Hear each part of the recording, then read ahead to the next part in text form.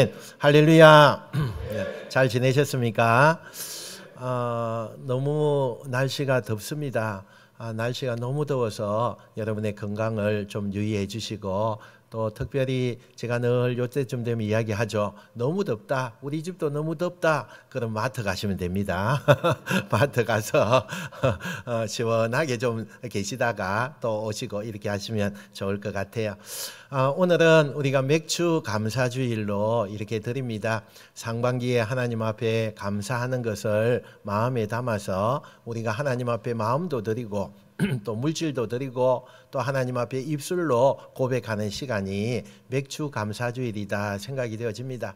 예전에는 우리가 맥주 하면은 보리가 생각이 납니다. 참 보리 농사가요, 뭐 쉽게 겨울에 그냥 씨를 뿌려서 쉽게 거두는 것 같아도 보리가 상당히 많이 소득을 내기도 좀 힘들지만 참 거두는 것이 굉장히 힘들어요. 왜냐하면 그 보리에 까끄러운 것이 있어요. 그래서 몸속에 들어가면 얼마나 가렵게 하는지요. 그래서 뭐 타작을 하고 그걸 베고 할 때 그냥 몸을 그냥 내놨다고 생각하면 돼요. 그냥 얼마나 가려운지요.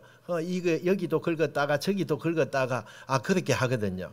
그런데 참 그 보리를 오늘날 생각하면 너무 건강식이에요. 그죠? 너무 건강식이에요. 근데 한 해를 우리가 볼 때에 참 첫 수확이 보리예요, 보리. 그래서 그 보리를 처음에 겨울에 씨를 뿌려서 그렇게 이제 길러서 이렇게 이제 거두게 되는데 이 첫 수확이 얼마나 감사한지요. 너무너무 감사하죠. 그래서 하나님 앞에 감사하는 그런 귀한 감사절이기도 합니다. 여러분, 요즘에는요, 혹시 기억 상자라고 혹시 말을 들어본 적이 있나요? 요즘 가정에서 아이들이 어릴 적 사용하던 그런 물건들을 하나씩 모은다 그래요. 장난감도 모으고 첫 생일 날 때의 사진도 모아두고 유치원에서 그려온 그 그림도 좀 모아두고, 그래서 기억 상자를 따로 이렇게 만들어서 그렇게 둔다고 합니다. 그 부모들은 시간이 지나도 그것을 버리지 못해요. 왜냐하면 그것은 단순한 물건이 아니기 때문에 그래요. 그것은요, 참 예전에 그 아이가 자라면서 정말 많은 일이 일어나요. 어떤 때는 병원에 가서 밤을 꼴딱 새울 때도 있고, 어떤 때는 그냥 뭐 예상치도 못한 그 일을 맞이하면서 당황하고 있는 그 부모의 입장도 있고, 그래서요, 참 어떤 때는 감동의 그 시간도 있고 이러니 그가 정말 가지고 있는 그 물건을요, 감히 버릴 수가 없더라는 거예요.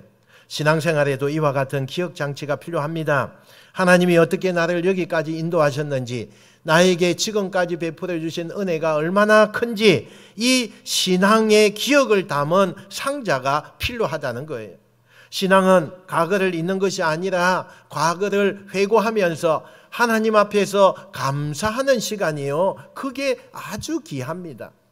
그 감사하는 시간을 통해서 하나님의 역사가 얼마나 나에게 많이 임했는가 하는 것에 힘을 얻을 수 있기 때문인 것입니다. 오늘 본문 신명기 26장 이것도요, 기억하는 감사에 대해서 말씀을 하고 있습니다. 이스라엘 백성들이 가나안 땅에 들어간 후에 이제 첫 수확을 거두게 됩니다. 하나님 앞에 그 첫 수확을 가지고 드리는 제사, 그것이 초실의 제사다라고 이야기합니다. 이게 바로 맥주 감사절의 그 영적인 의미가 부여져 있는 것입니다.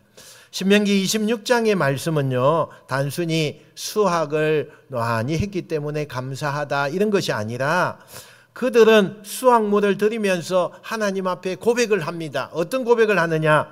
내 조상의 그 조상들이 방랑하는 아람 사람으로서 애굽에 내려가서 거기서 큰 민족을 이루었으며 하나님께서 우리를 고통에서 건져내셨으며 이 땅 곧 젖과 꿀이 흐르는 땅을 주셨나이다 라고 고백을 해요. 여러분, 이 고백은 단순히 그냥 입술로서 하나님 이렇게 뭐 고백하는 것이 아니라 그들의 역사적인 정체성이죠. 그들이 신앙의 뿌리를 담은 고백이라는 사실입니다.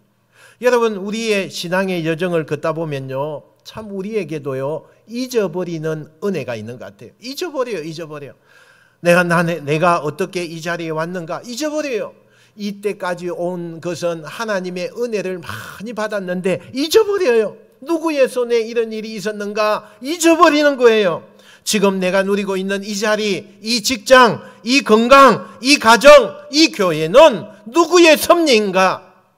여러분, 이것을 잊어버리는 때가 너무 많아요. 그래서 그런 의미에서 맥주 감사절은요, 단지 농산물의 그런 감사절이 아니라 하나님과 우리와의 관계를 회복하고 그 관계에서 감사가 넘쳐나는 복된 은혜의 시간임을 기억하시길 축원합니다.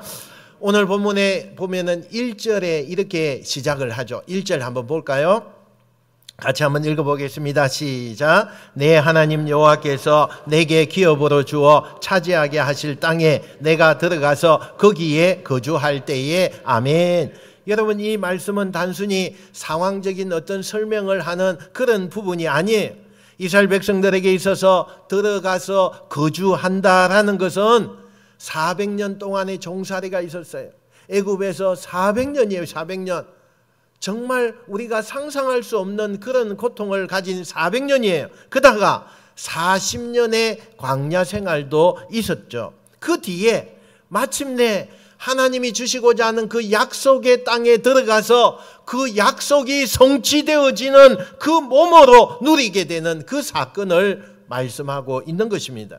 이 구절 속에 하나님의 언약이 있죠. 하나님의 인도하심이 있어요. 하나님의 보호하심이 있고 하나님의 공급하심이 있어서 전부가 다 포함되어 있는 부분을 말하고 있는 것입니다. 오늘 본문은 이스라엘 백성들에게 땅의 소산 가운데 첫 열매를 하나님께 드리라 이렇게 하나님이 명령을 해요. 이는 초실제로 이스라엘 제사 중에 가장 깊은 감사를 드리는 그런 예식이기도 합니다. 요 히브리 원어에 보니까 미나 레시트라는 단어가 있어요. 이것은요 처음 것이라는 그런 단어예요. 이것은 단순히 시간적으로 순차적으로 처음이니까 이게 아니라 가장 귀한 거, 마음을 다해서 드릴 수 있는 거, 그리고 마음 중심에 정말 하나님 앞에 온전하게 드려지는 그 표현, 그것을 의미하고 있더라는 거예요. 여러분, 그 당시에 고대 근동 지역에서요 곡식이나 소산의 일부를 신에게 바치는 그 예식들이요 다른 이방 종교 가운데서도 그것이 이루어지고 있었어요. 근데 이스라엘 백성에게 있어서는 이 처음 익은 이 곡식을 하나님 앞에 드리는 이 행위는 단순히 하나님 우리에게 풍요로움을 줘서 이렇게 곡식을 많이 거두게 해주셔서 고맙습니다, 이것이 아니라 하나님과의 관계적인 복을 말씀하고 있다는 거예요. 그래서 이 모든 것이 하나님의 은혜입니다. 하나님, 이 모든 것을 우리에게 주시니 감사합니다. 이렇게 하나님 앞에 아뢰고 그 관계적인 것을 회복하는 시간이었다는 거예요. 여기에 아뢰다 3절에 보면은요 이렇게 내가 오늘 당신의 하나님 여호와께 아뢰나이다 이렇게 되어 있는데, 이 아뢰다는 히브리어 히기드라는 것인데 이것은 뭐냐면 공식적으로 선포하는 거예요. 공식적이에요. 그러니까 공식적으로 선포하다, 선언하다 이런 뜻이 담겨져 있어요. 단지 내가 마음속에 하나님 감사합니다 이게 아니라는 거예요. 단지 내 생각 속에 하나님 너무 감사합니다 이거 아니라는 거예요. 공적이고 의도적으로 하나님 앞에 내 입술을 벌려서 마음의 그 모든 것을 다 합하여서 하나님 전심을 다하여서 감사합니다 이렇게 신앙 고백이라는 것을 말씀하고 있어요. 그리고 이어지는 고백이 절정에 이르죠. 5절부터 9절의 신앙 고백은 이스라엘 역사상 가장 핵심적이고 구속사적인 그런 말씀을 요약해 둔 것입니다. 우리 한번 앞에 나온 것만 우리 한번 읽어봅시다. 자, 시작. 내 조상은 방랑하는 아람 사람으로서 여호와께서 강한 손과 편팔과 큰 위엄과 이적과 기사로 우리를 애굽에서 인도하여 내시고 이곳 곧 젖과 꿀이 흐르는 땅을 주셨나이다. 아멘. 여러분, 이 고백은요 그냥 고백이 아니에요. 얼마나 하나님 앞에 큰 은혜를 받았는가, 이 백성들이 그것을 생각하면 감격이 오는 거예요. 마음이 뜨거워지는 거예요. 그래서 이 고백은요 이스라엘 공동체 전체가 이 고백을 하는 거예요. 이것을 다 외워요. 암송해서 예물 드릴 때에 반복해서 이 고백을 하면서 하나님 앞에 예물을 드렸어요. 하나의 신앙 공동체 리터지라고 이야기할 수가 있습니다. 그들은 민족적 정체성이 하나님 안에서 어떻게 세워졌는가 다시 기억하면서 고백하는 그런 고백문이에요. 이게 여기서 우리는 오늘 우리가 드리는 예배와 예물도요, 형식적으로 드리면 안 된다는 거예요. 여러분은 그냥 형식적으로 와서 헌금 시간이니까 헌금 드리고 오늘 예배가 드려지는 날이니까 그냥 와서 앉아있는, 이거 아니라는 거예요. 드리면요 꼭 고백이 되어야 돼요. 감정이 아니라 결단이 되어야 하는 것입니다. 매주 드리는 주일 예배, 또 주일 예물, 11조, 감사헌금, 이 모든 것은 하나님께로부터 왔습니다. 그런 신앙의 표현이 우리에게 정성껏 하나님 앞에 표현되어져야 된다는 사실이에요. 여러분 10절에서는 또 이 고백 이후에 백성이 직접 예물을 하나님 앞에 두고 경배하는 행위가 이어지는 것을 보게 되는데, 우리 10절 볼까요? 10절. 자, 읽어봅시다. 시작. 여호와여, 이제 내가 주께서 내게 주신 토지 소산의 만물을 가져왔나이다 하고 너는 그것을 내 하나님 여호와 앞에 두고 내 하나님 여호와 앞에 경배할 것이며. 아멘. 여기 헬라어 성경으로 보니까요, 프로스쿠네오라고 하는 단어가 경배하다라는 단어예요. 이것을 번역하는데 이건 어떤 거냐?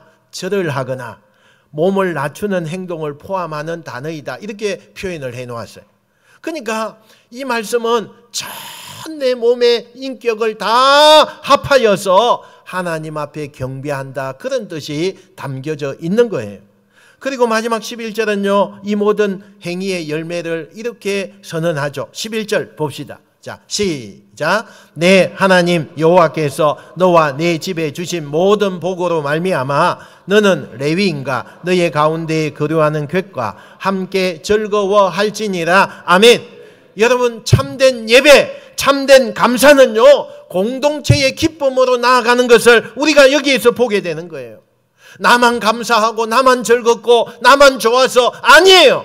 여러분, 약자와 나그네와 함께 기쁨을 나누는 것, 이것이 하나님이 원하시는 거룩한 공동체의 모습이라고 말씀하고 있는 것입니다.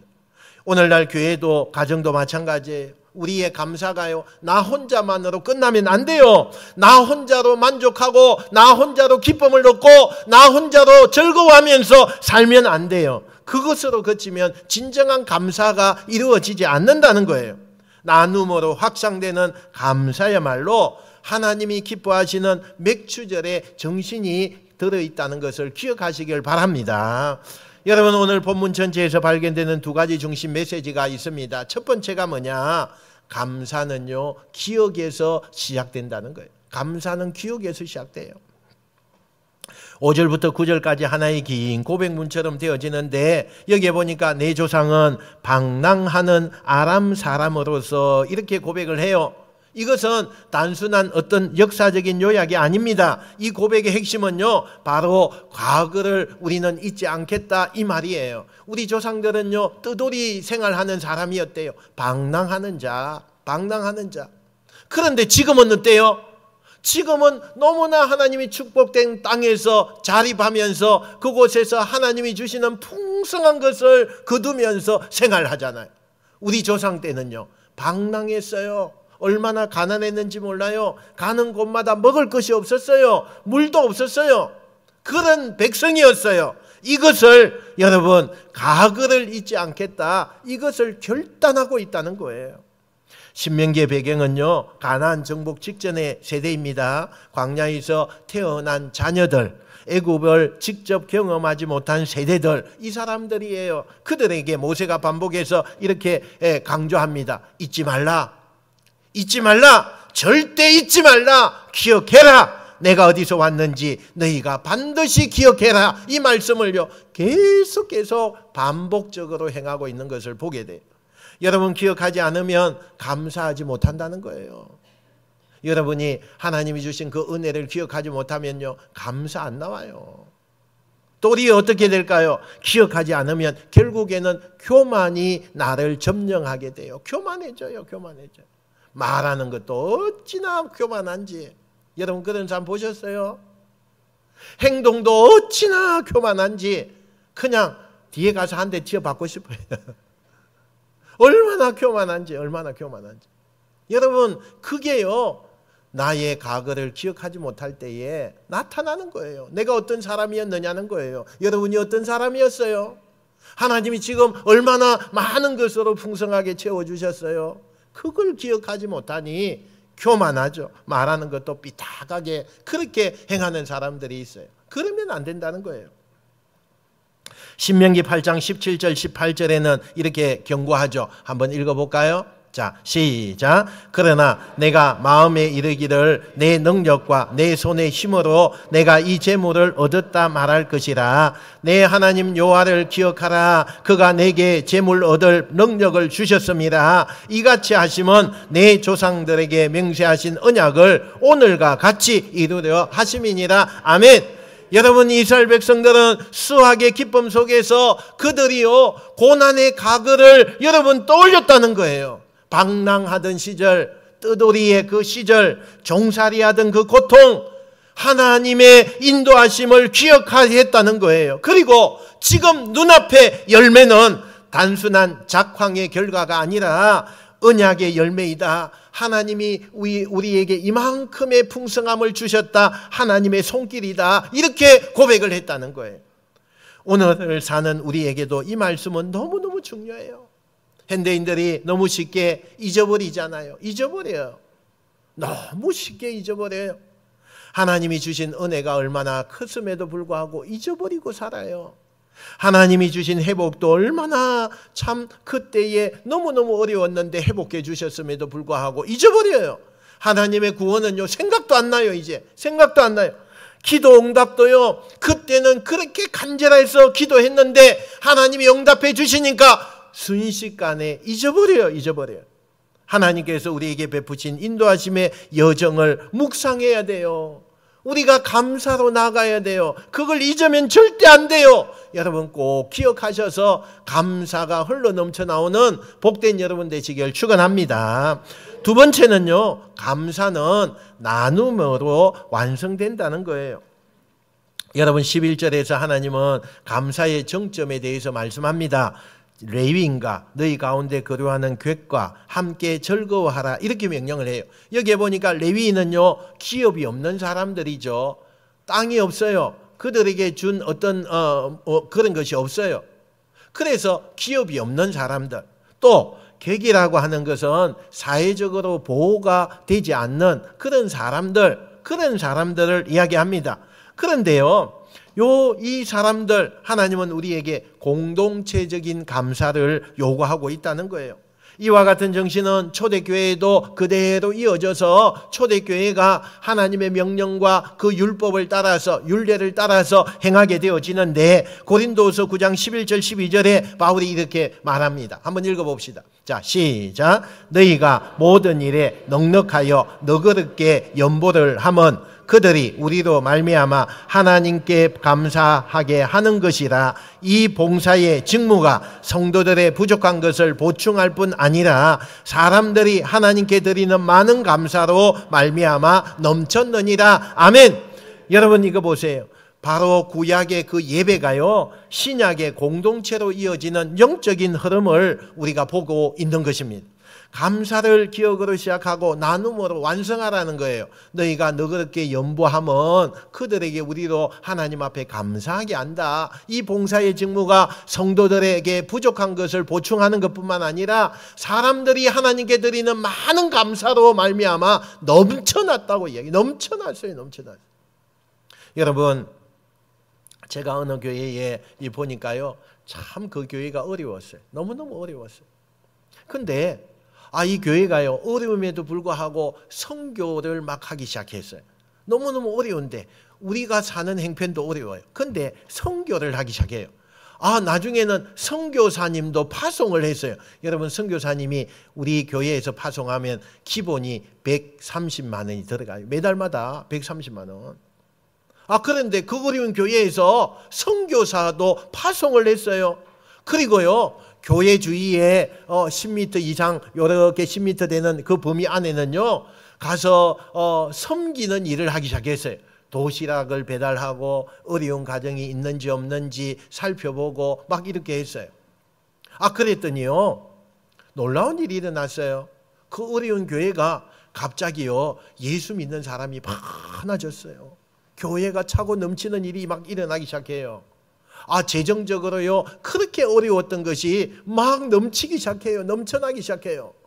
그래서 더 섬기는 일을 하는 거예요. 어려운 이웃을 돌아보고, 이제는 10m가 아니라 20m, 우리 교회 주변에 20m 되는 곳에 그렇게 어려운 가정들이 있으면 가서 또 도와주고 선교하고, 그리고 매번마다 방학 때가 되면은 여름 겨울 나누어 가지고 선교지에 선교하러 또 가는 거예요.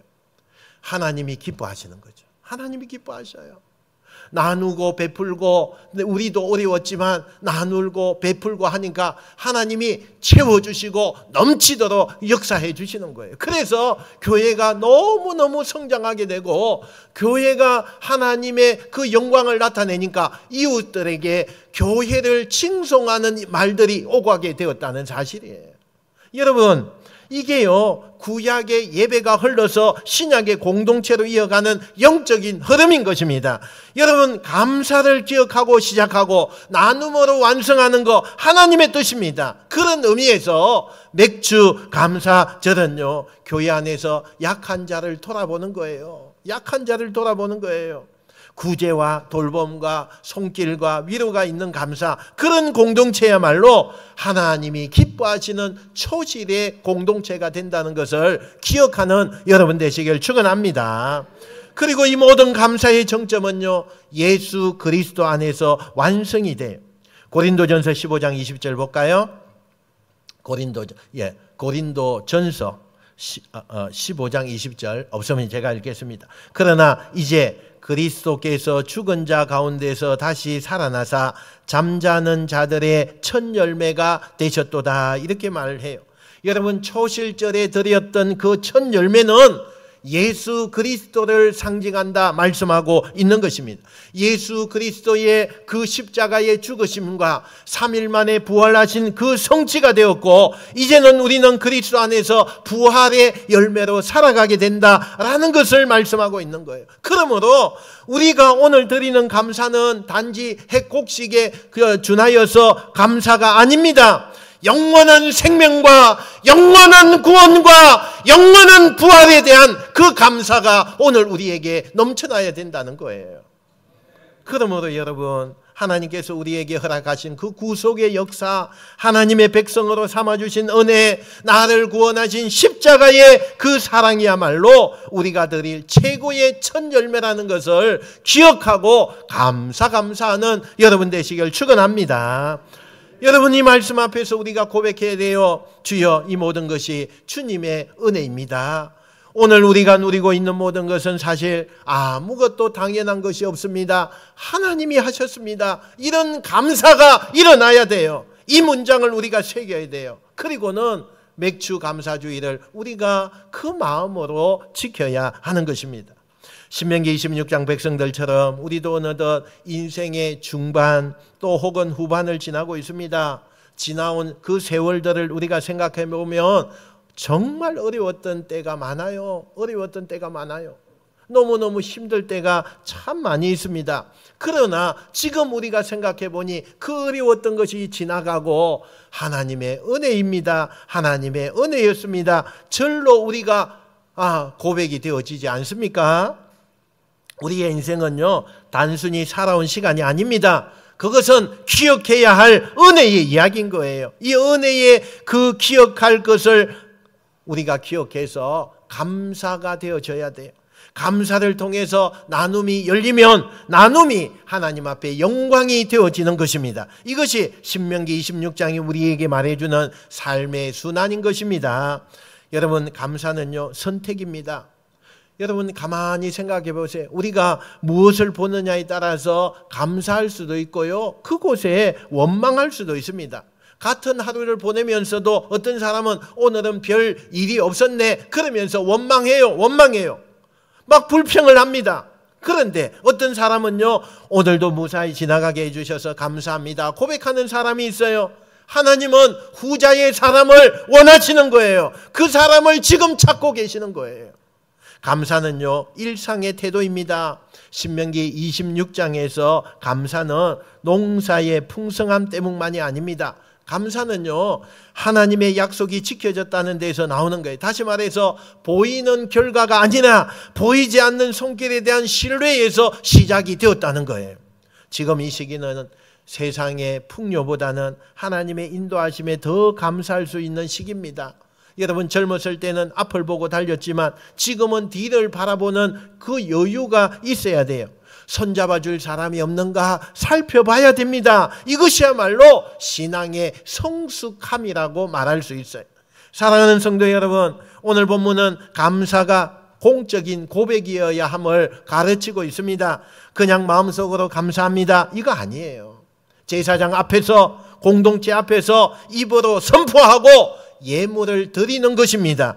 하나님은 감사의 말로 표현하고 삶으로 행동하는 그 사람을 지금 찾고 있어요. 그 사람을 귀하게 보고 있는 겁니다. 그래서 저는 오늘 몇 가지 여러분에게 나누고 싶어요. 첫째는 가정 안에서 감사의 언어를 회복하십시오. 가정 안에, 우리 가정 안에 감사의 언어가 얼만큼 지금 되어지고 있습니까? 여러분 가정 안에 감사가 넘치고 있나요? 우리의 가정은 자녀들이 다 성장했거나 이미 독립했을 수도 있습니다. 또 부부 둘만 남은 가정일 수도 있어요. 이 시기에 가장 필요한 것은 감사의 대화입니다. 감사의 대화예요. 당신 때문에 내가 여기까지 왔는데 너무 감사해요.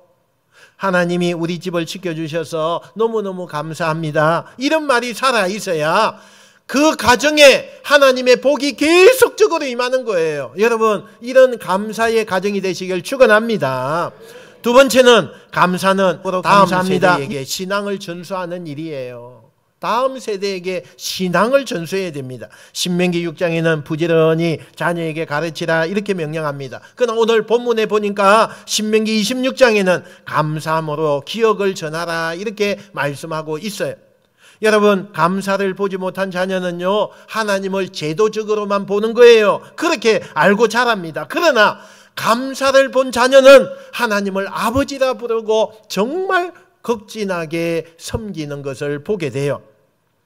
이런 맥주 감사절은 여러분 손주 또 자녀에게요 감사헌금 봉투를요 하나씩 주시기 바랍니다. 함께 기도하면서 이것은 할아버지 아버지의 하나님의 은혜에 감사하는 마음으로 드리는 것이다. 이 한마디가요 평생 동안 그들에게 신앙의 유산이 되는 줄 믿습니다. 할렐루야.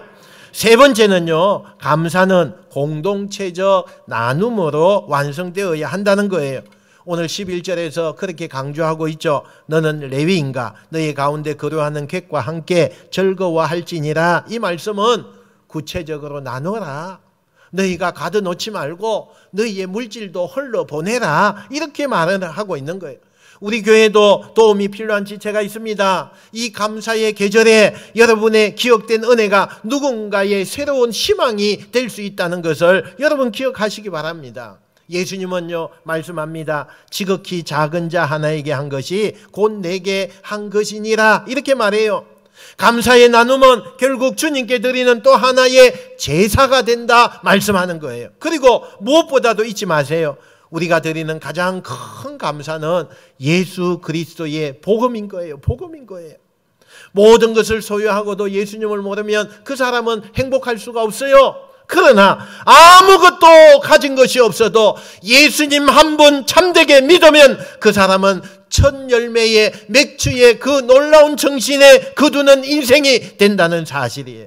사랑하는 성도 여러분, 이 맥주 감사주일에 여러분의 삶에 하나님이 주신 첫 열매를 하나님께 고백하고 가정 안에서 교회 안에서 세상 한가운데에서 감사의 신앙으로 살아내는 믿음의 사람이 되시길 축원합니다. 오늘 본문의 말씀은요 단순히 맥주 감사의 그런 예식의 설명이 아닙니다. 이 본문은요 약속의 땅에 들어간 새 세대 그 신세대들이요 하나님 앞에 서는 신앙 고백서인 것입니다. 하나님께서 어떻게 인도하셨는가, 어떻게 은혜를 우리에게 주셨는가 기억하면서 감사로 반응하는 그런 모습입니다. 하나님은 지금도 우리에게 묻고 계세요. 내가 너를 어디에서 건져내었느냐? 내가 너를 지금까지 인도한 것을 너는 기억하느냐? 묻고 계시는 거예요. 여러분, 이 질문 앞에 하나님, 이 모든 것은 주께로부터 왔습니다. 주님의 은혜입니다. 이 질문 앞에 하나님을 그렇게 대답하시길 바랍니다.